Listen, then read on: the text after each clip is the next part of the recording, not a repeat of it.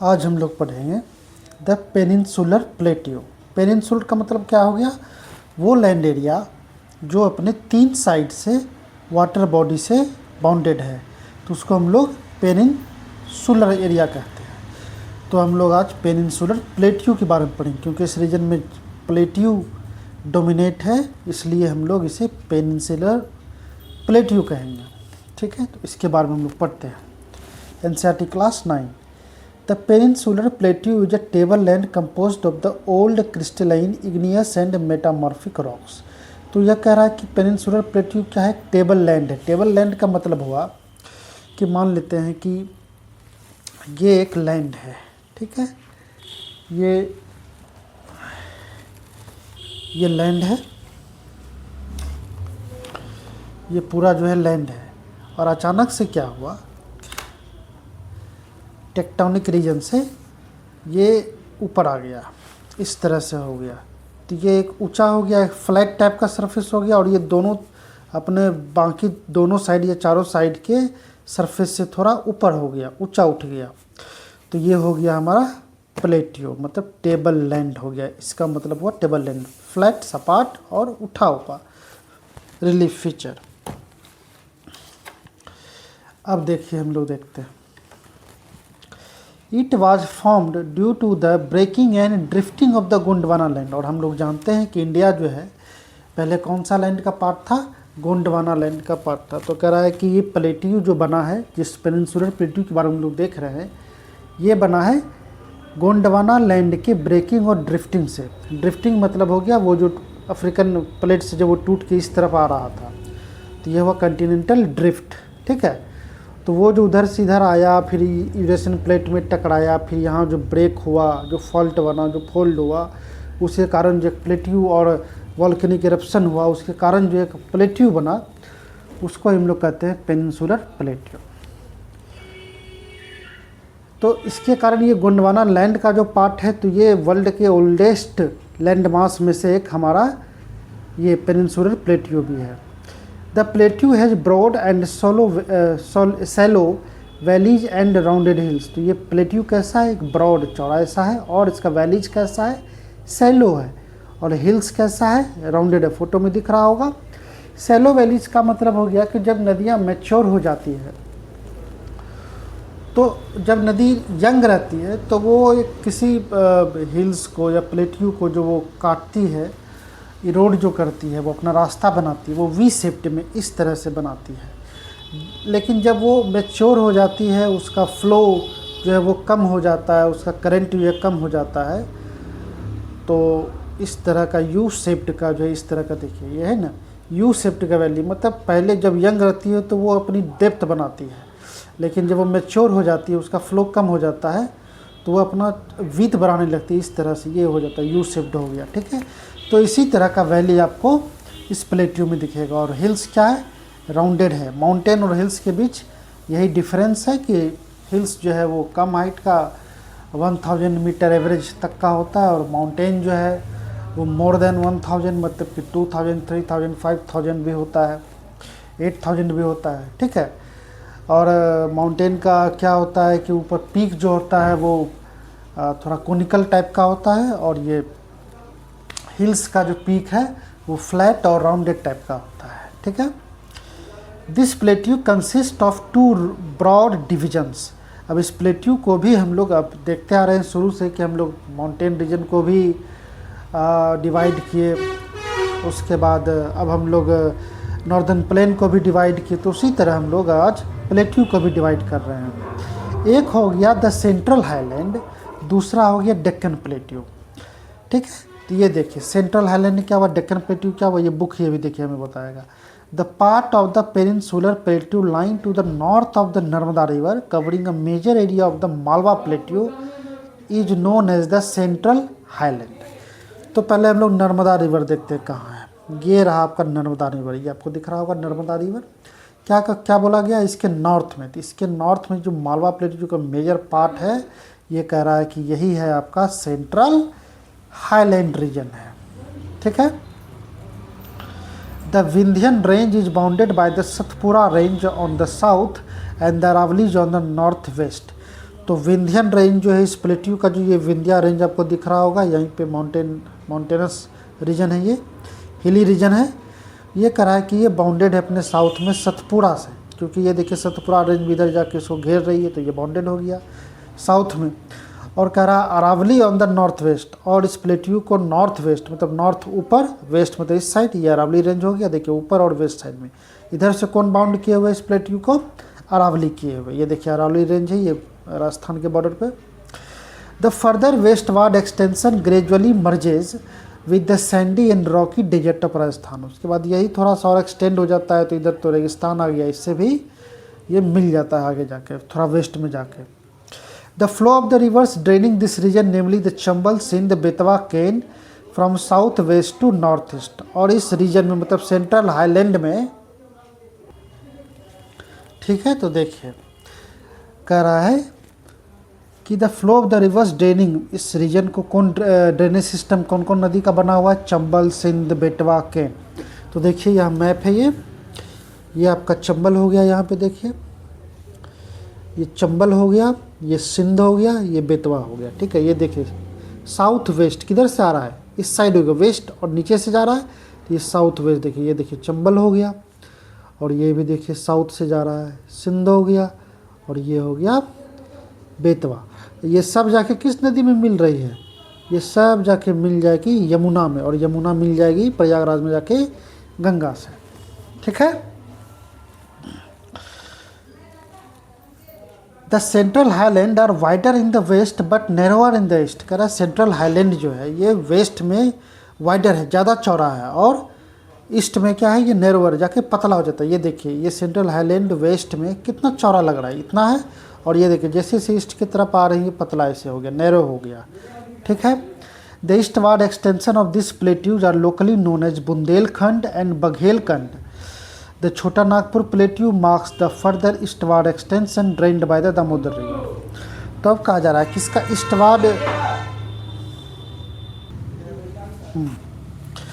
तो ये देखिए आपको मैप में दिख रहा होगा, यहाँ पे बघेलखंड है कैमूर रेंज के नीचे, और ये देखिए ये हो गया यहाँ नॉर्थ में हो गया बुंदेलखंड। तो इस सेंट्रल हाईलैंड का ईस्टर्न एक्सटेंशन को हम लोग, पूर्वी एक्सटेंशन को बुंदेलखंड कहते हैं, और यहाँ पे देखिए बघेलखंड हो गया, छोटा नागपुर के ठीक वेस्ट में है Baghelkhand plateau. The Chota Nagpur plateau marks the further eastward extension drained by the Damodar river. अब कह रहा है कि छोटा नागपुर रीजन प्लेट्यू जो इसके ईस्ट में है, ये ड्रेन्ड किस रिवर सिस्टम से होता है, तो दामोदर। ये देखिए आपको यहाँ पे दामोदर भी दिख रहा होगा, ये देखिए दामोदर रीजन, ये देखिए हजारीबाग प्लेट्यू के तरफ से इधर दामोदर निकलती हुई बे बंगाल में आ रही है। दामोदर को ही बंगाल का शोक कहा जाता है। The Deccan plateau is a triangular land mass that lies to the south of the river Narmada.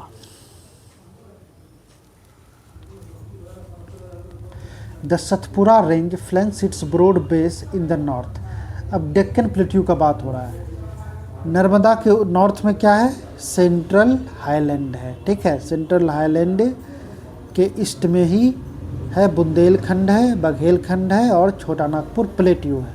अब हम लोग आ रहे हैं नर्मदा के साउथ में, जिसको कि कहते हैं डेक्कन प्लेट्यू। इसका शेप कैसा है, ये एक तरह का ट्रायंगुलर लैंड मास है।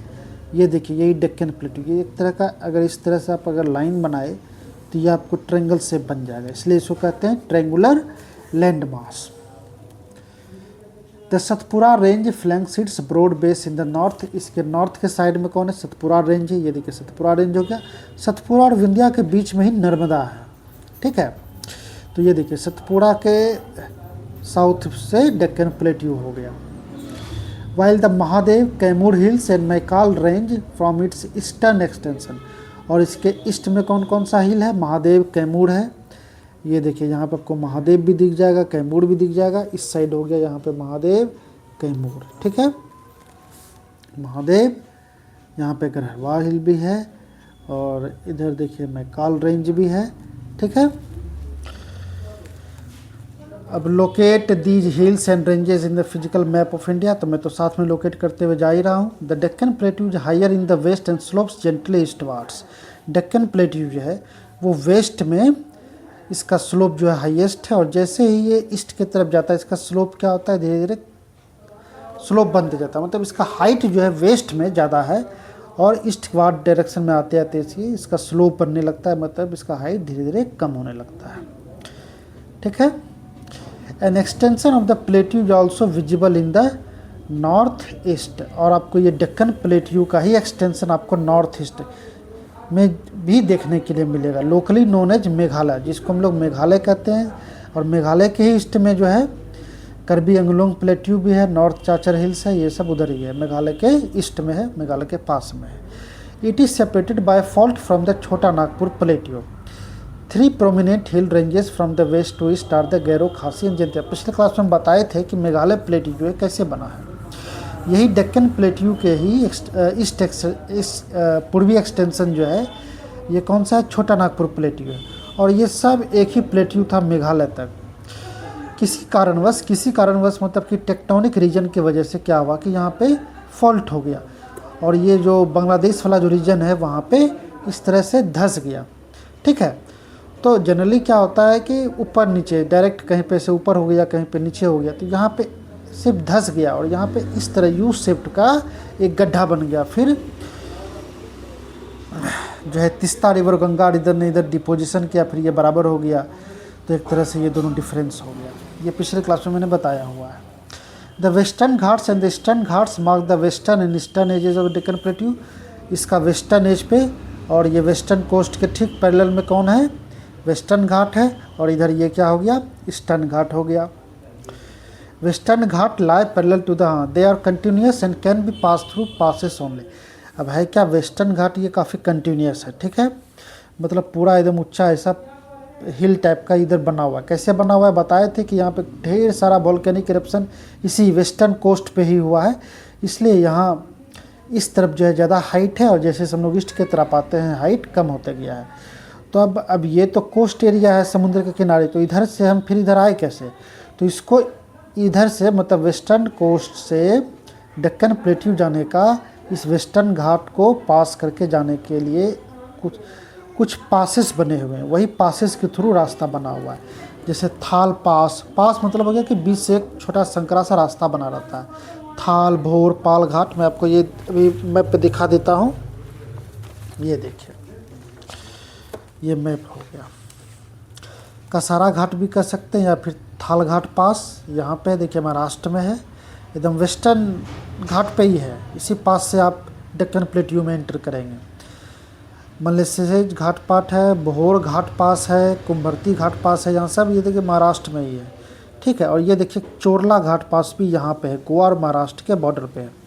और एक ये पाल घाट हो गया आपका केरल में, इससे भी आप डेक्कन प्लेट्यू की तरफ तमिलनाडु में एंटर कर सकेंगे।